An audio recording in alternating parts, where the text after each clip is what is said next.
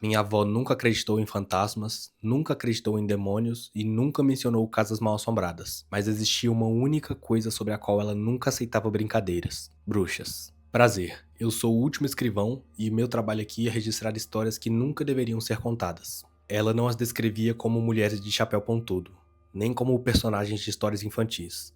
Na real, ela dizia que se um dia eu encontrasse uma de verdade, provavelmente jamais perceberia, porque as bruxas mais antigas não assustavam ninguém.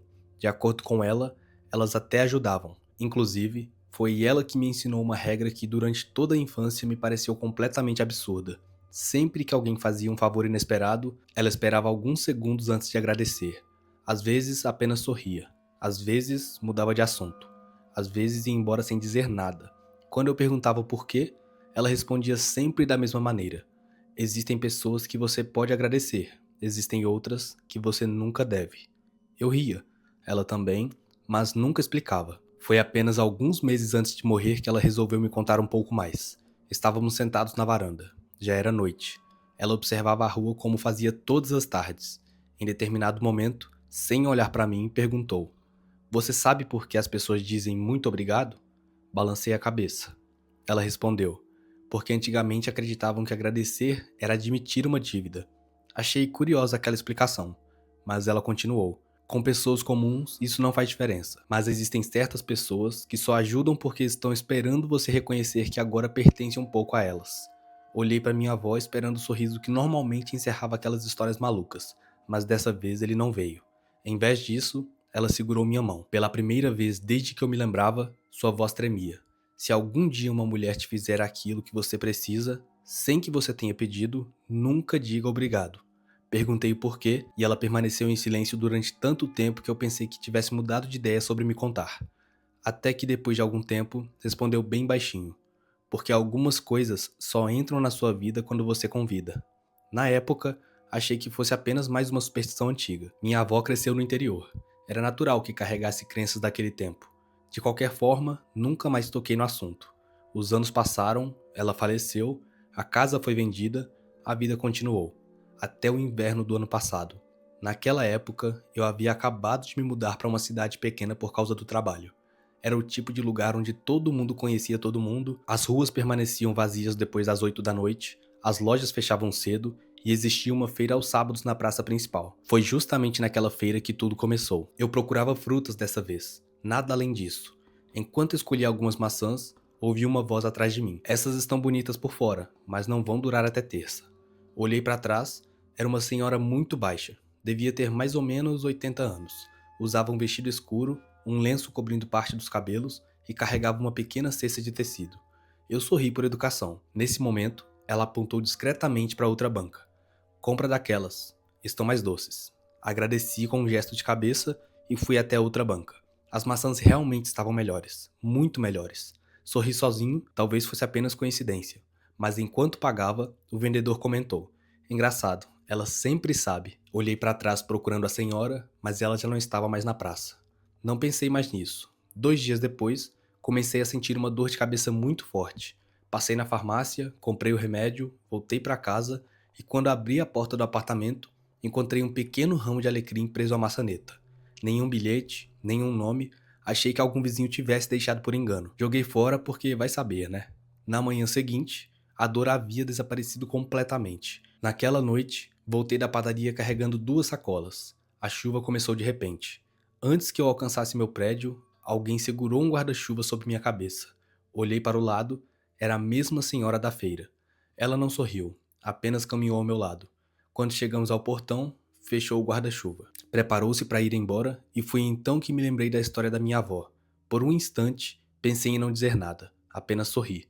Mas a educação falou mais alto. Respirei fundo, olhei para ela e disse: Muito obrigado. A senhora permaneceu completamente imóvel. Depois inclinou a cabeça bem devagar na minha direção, como se estivesse esperando exatamente aquelas 2 palavras. Seus olhos pareceram um pouco mais claros. Ela sorriu, e não era um sorriso feliz, nem gentil. Era um sorriso de reconhecimento, como alguém confirmando uma suspeita antiga. Então respondeu apenas: Agora sim. Pode começar. Antes que eu perguntasse o que aquilo significava, ela já atravessava a rua.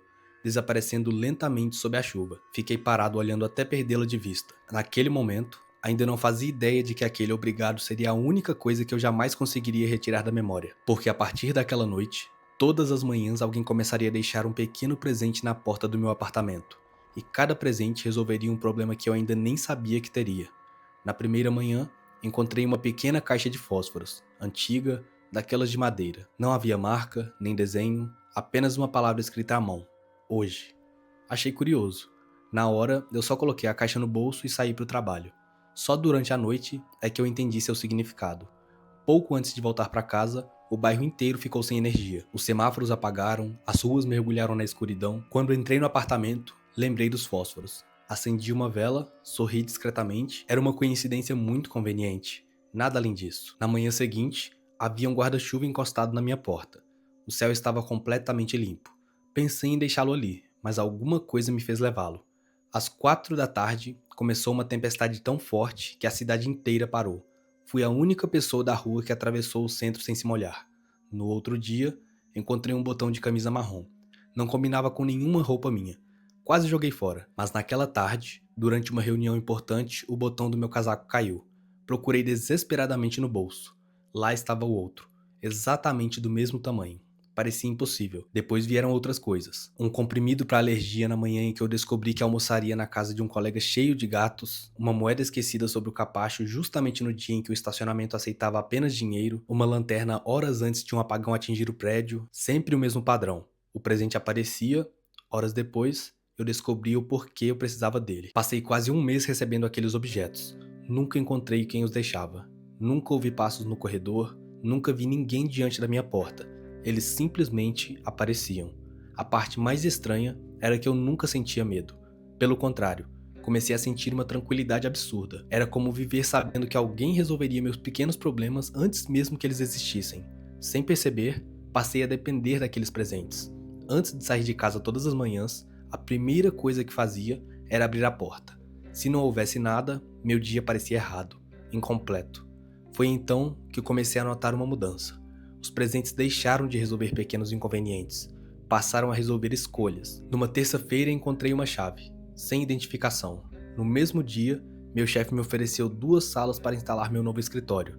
Por algum motivo, experimentei a chave na porta da segunda sala, e ela entrou perfeitamente.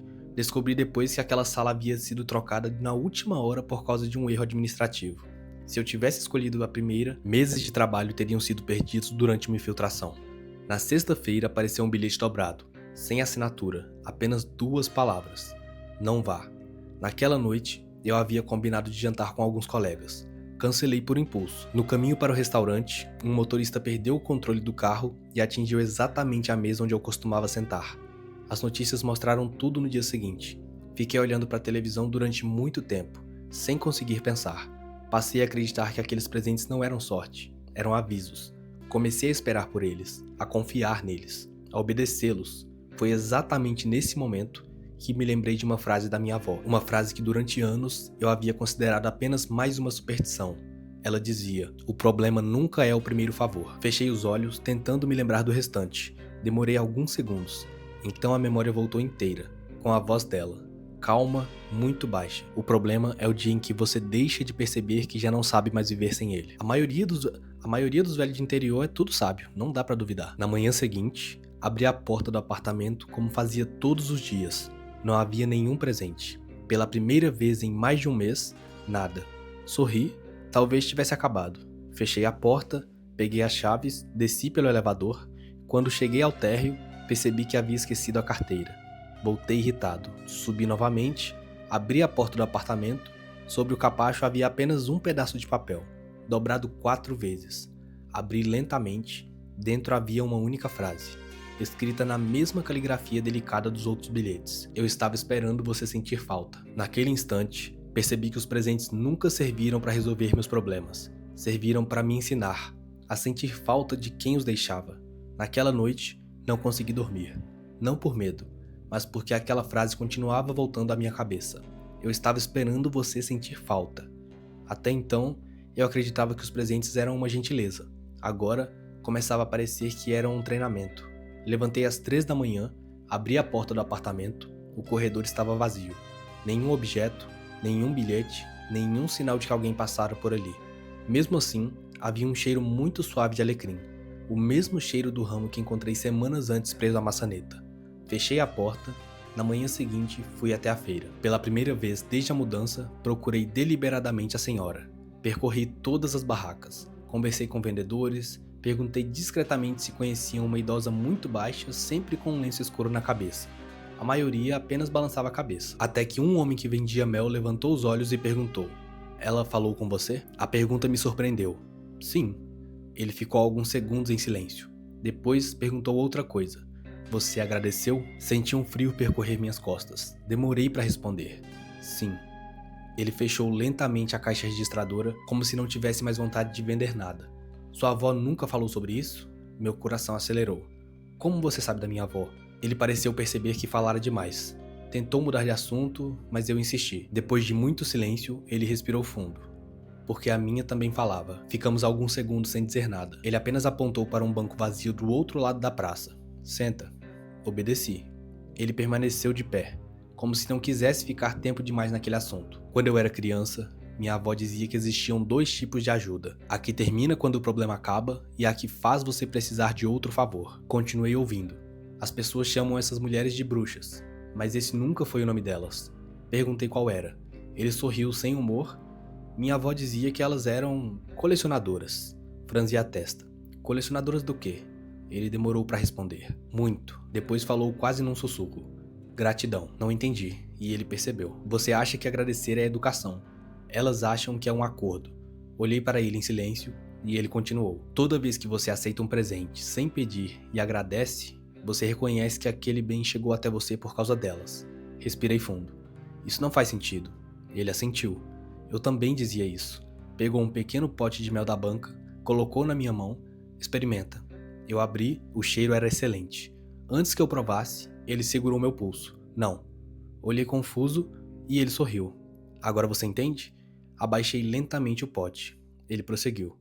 O problema nunca foi o objeto, é o gesto. Você aceita, reconhece, agradece e, sem perceber, começa a reorganizar a própria vida em torno daquilo. Pela primeira vez desde que tudo começara, lembrei de outra coisa.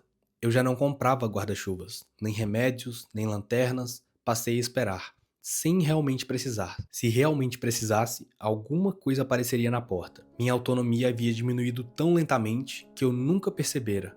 Voltei para casa andando, pensando apenas nisso.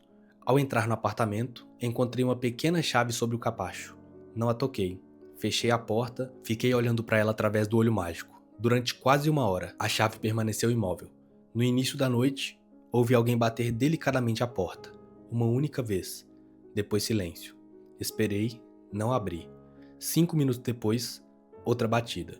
Também não respondi. Quando finalmente reuni coragem para olhar pelo olho mágico, não havia ninguém. Apenas a chave. Mas ela já não estava no capacho. Estava exatamente diante da minha porta, como se alguém a tivesse empurrado alguns centímetros. Na terceira batida, ela estava encostada na madeira. Na quarta, desapareceu. Abri a porta imediatamente. O corredor permanecia vazio. Olhei para o chão, nada. Voltei para dentro, fechei. Foi então que ouvi uma voz muito baixa do outro lado da porta. A mesma voz da senhora. Calma, paciente, sem qualquer irritação. Você não precisa mais dizer obrigado. Fiquei imóvel. Ela continuou. Agora, basta aceitar. Naquela noite, pela primeira vez desde que tudo começou, eu não tive medo da velha. Tive medo de descobrir que ela estava certa. Porque enquanto permanecia parado diante da porta, percebi uma coisa terrível. Mesmo sabendo de tudo aquilo, uma parte de mim ainda queria abri-la. Não para enfrentá-la, mas para descobrir qual presente ela havia trazido daquela vez. Na manhã seguinte, a chave havia desaparecido. Não do corredor, da minha memória. Eu me lembrava de tê-la visto. Lembrava das batidas na porta, da voz da senhora, mas por mais que tentasse, não conseguia recordar o formato da chave. Era pequena, grande, antiga, moderna, dourada, prateada, nada. Era como tentar lembrar o rosto de alguém que apareceu apenas em um sonho. Passei o dia inteiro incomodado com aquilo. À noite, resolvi fazer uma lista. Peguei um caderno, escrevi todos os presentes que havia recebido desde a primeira semana. As maçãs, o alecrim, os fósforos, o guarda-chuva, a moeda, a lanterna, o botão, os bilhetes. Quando terminei, Percebi um detalhe que nunca havia chamado minha atenção. Nenhum daqueles objetos permanecia comigo. A lanterna havia sumido, o guarda-chuva também. A moeda, os fósforos, até o botão que salvara meu casaco desaparecera. Passei o apartamento inteiro procurando, e nada. Era como se cada presente estivesse apenas pelo tempo necessário.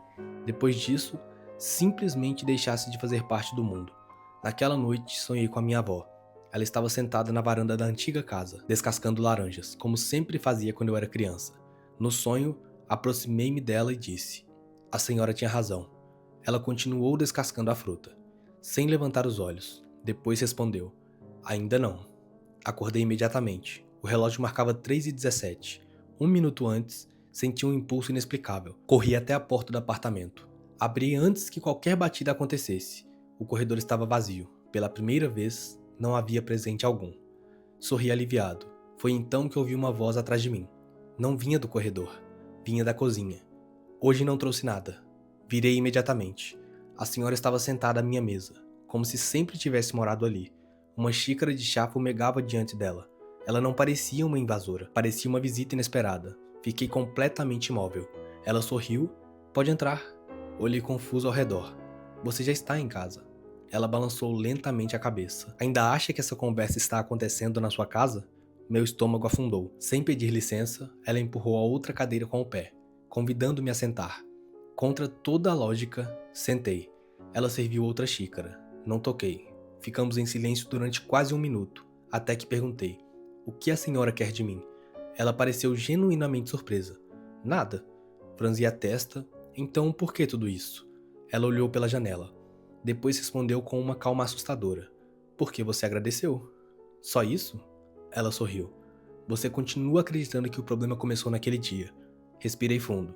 "Não começou?" Ela apoiou delicadamente a mão sobre a mesa.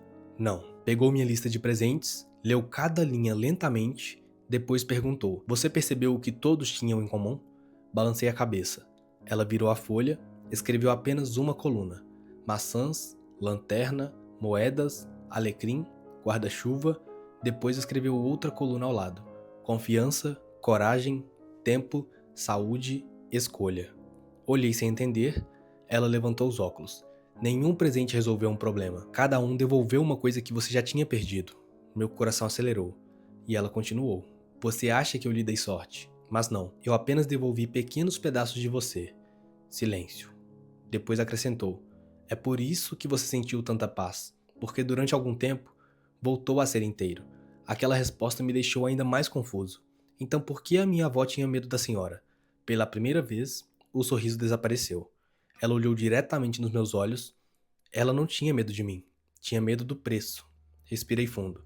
"Qual preço?" Ela levantou lentamente a xícara, tomou um gole, depois respondeu: "Tudo que é devolvido precisa ter sido tirado de alguém." Fiquei sem conseguir falar. Ela prosseguiu: "Você nunca se perguntou por que os presentes desaparecem?" Balancei a cabeça. "Eles voltam para quem realmente pertencem."